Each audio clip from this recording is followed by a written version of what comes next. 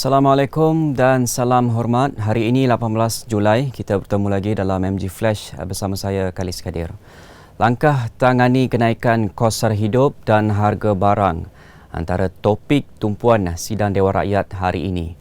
Menurut aturan urusan mesyuarat di laman sesawang Parlimen, soalan itu akan diajukan Datuk Seri Anwar Ibrahim PH Port Dickson kepada Perdana Menteri semasa sesi pertanyaan bagi jawab lisan. Datuk Muhammad Fasiah Muhammad Fakih bersatu sahabat bernam pula meminta Perdana Menteri menyatakan bilangan rakyat yang dikategorikan sebagai miskin tegar bagi tempoh 2020 hingga kini. Beliau juga meminta kerajaan menjelaskan langkah bagi menghapuskan miskin tegar. Tumpuan juga dijangka terarah kepada soalan Fong Kui Lun, PH Bukit Bintang yang mengajukannya kepada Menteri Wilayah Persekutuan mengenai pelan jangka panjang dan pendek supaya Kuala Lumpur bebas daripada banjir, termasuk banjir kilat yang sering melanda apabila hujan lebat. Selepas sesi soal jawab itu, mesyuarat itu bakal menyaksikan sama ada pemilihan timbalan yang di-Pertua Dewan Rakyat bagi menggantikan Ahli Parlimen Pengerang Datuk Seri Azalina Osman Said dapat dilaksanakan atau ditangguh buat kali ketiga. Persidangan Dewan Rakyat kali ini berlangsung selama 12 hari hingga 4 Ogos. Seorang penghantar makanan yang didakwa menghina agama Islam akan direman di Mahkamah Magistrate Kuala Lumpur hari ini. Ketua Polis Daerah Sepang, Assistant Commissioner Wan Kamarul Azran Wan Yusof berkata, lelaki berusia 39 tahun itu ditahan 12.30 tengah hari semalam di rumahnya di Taman Bukit Kuchai, Puchong. Menurut Wan Kamarul, pihak polis mendapati suspek yang juga seorang duda tidak mempunyai sebarang rekod jenayah lampau dan ujian saringan air kencing negatif dadah. Tambah beliau, terdapat 6 laporan polis yang dibuat membabitkan lelaki berkenaan dalam isu menghina agama. Kes disiasat Unit Siasatan Jenayah Terkelas Bukit Aman mengikut Seksyen 298 Kanun Kesesaan dan Seksyen 233 Akta Komunikasi dan Multimedia 1998. Semasa tangkapan, lelaki terbabit telah mengalami kecederaan di muka selepas dibelasah oleh sekumpulan individu yang berang dengan tindakannya.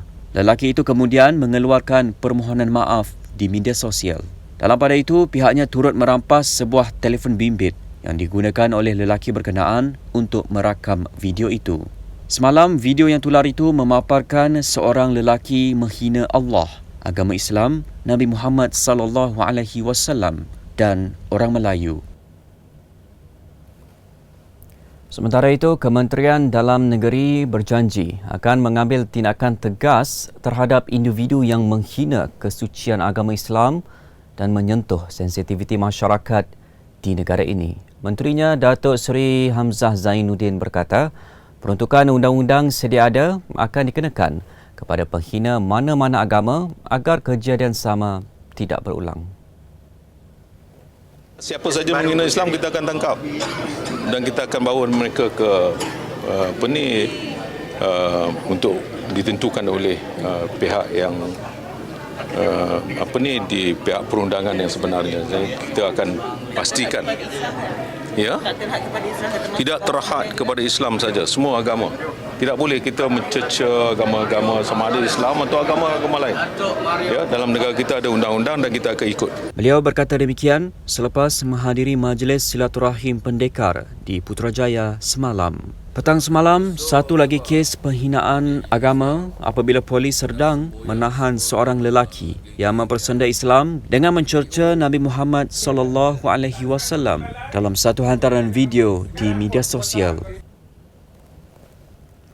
Yayasan Dakwah Islamiah Malaysia Yadim masih dalam proses menghubungi pihak pemilik kelab komedi Crack House dikenali sebagai Rizal Van Gizel dan wanita yang didakwa menghina Islam Siti Amirah Natasha Abdullah. Yang di-Pertuanya Nasruddin Hassan berkata kedua-dua individu terbabit telah dihubungi, namun pihaknya masih belum menerima maklum balas daripada mereka.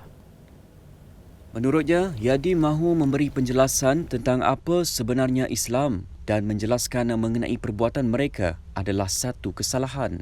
Sinar Harian melaporkan Nasruddin berkata, hasrat pertemuan itu bagi memberi dakwah dengan menjelaskan tentang ajaran Islam. Tambahnya, usaha Yadim itu juga bagi mendalami masalah yang dialami mereka supaya dapat mengetahui punca sebenar mereka mempersenda Islam sebagai bahan jenaka. Terdahulu, Siti Amirah, 28 tahun dan teman lelakinya yang berkongsi rakaman video itu telah didakwa di mahkamah. Manakala Rizal, 39 tahun, telah ditahan susulan penularan 3 klip video menghina Islam ketika membuat persembahan di kelab komedi miliknya.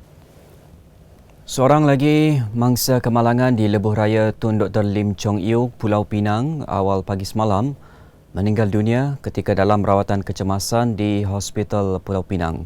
Ketua Polis Daerah Timur Laut, Assistant Commissioner Sofian Santung berkata, mangsa keempat yang meninggal dunia ialah Muhammad Haris Zikri Yusnizar, 17 tahun.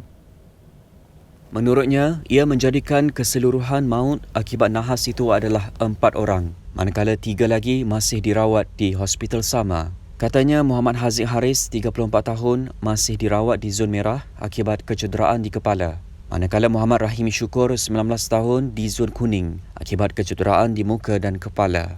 Turut dirawat di zon kuning ialah Muhammad Syazwan Hafiz Muhammad Abdul Sani, 22 tahun, yang cedera di bahagian kaki, tangan dan muka. Jelas Sofian Santung, kesemua mangsa yang terlibat itu berasal dari negeri Pulau Pinang dan Kedah. Terdahulu, Malaysia Gazette melaporkan 3 penunggang motosikal yang terbabit dalam nahas itu maut di lokasi. Menurut siasatan awal, beberapa penunggang motosikal dikatakan hilang kawalan dan melanggar antara satu sama lain sebelum merempuh 2 buah kereta jenis Pro 2 Myvi serta Proton Wajah dari arah belakang. Kata Sofian, pihaknya mengesahkan kesemua penunggang terbabit disyaki terlibat dalam aktiviti lumba haram. Baik, berita itu tadi mengakhiri MG Flash buat masa ini. Pastikan anda kekal setia bersama Malaysia Gazette bagi mengikuti pelbagai berita terkini melalui platform media sosial di Facebook, Twitter, Instagram dan YouTube atau melalui portal di www.malaysiagazette.com. Saya Khalis Kadir, kita bertemu lagi dalam MG Flash 2 petang nanti. Assalamualaikum dan salam hormat.